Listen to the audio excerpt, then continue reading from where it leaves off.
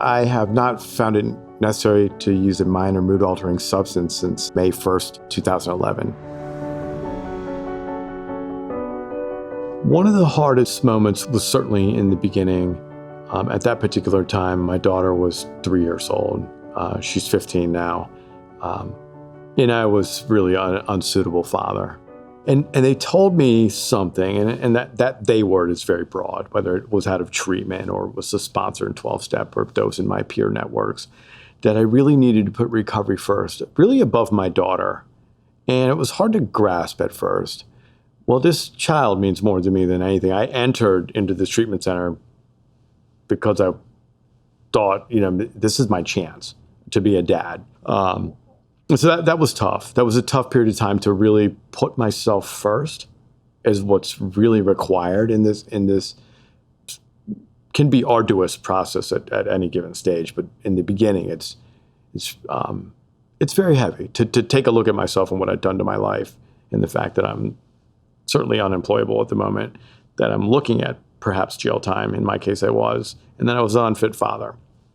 The community I grew up in, there was virtually no talk of addiction. And I know that happens in a lot of different communities. And so there was already a built-in stigma from a young age. The treatment center that I landed in 2009 had a recipe for success, and it was quite linear. It was, once you leave this place, attend our aftercare program, and then search out a 12-step meeting to attend. In a lot of ways, active addiction is anchored into the way of thinking, behavioral health and the like.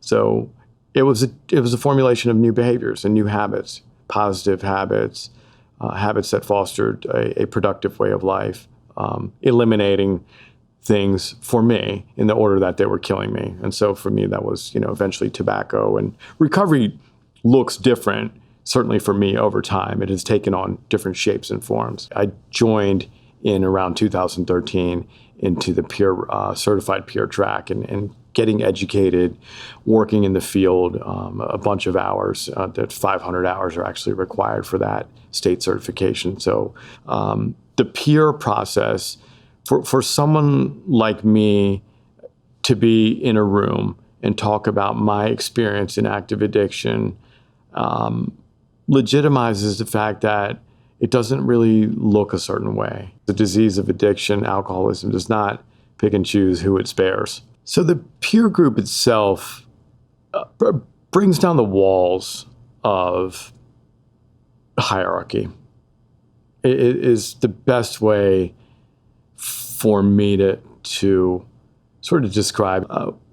We're often treated as objects rather than recipients. And we talk about that as peers and certified peers and the like, that we bring each other up. And so we are more recipients of one another's love and care and way of recovery in life that we try to foster with one another. So it brings down the boundaries, it brings down barriers, it brings down stigma.